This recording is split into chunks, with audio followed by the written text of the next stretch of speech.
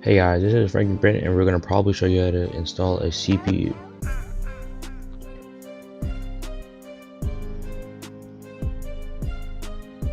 First, you're going to want to open the CPU socket by pulling the lever as you see in the video and opening the socket. Then, you want to grab your CPU by the sides and be very gentle.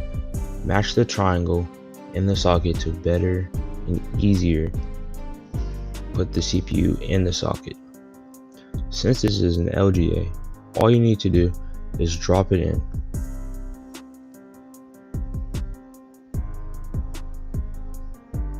Be very gentle with the CPU and do not touch the bottom of the CPU.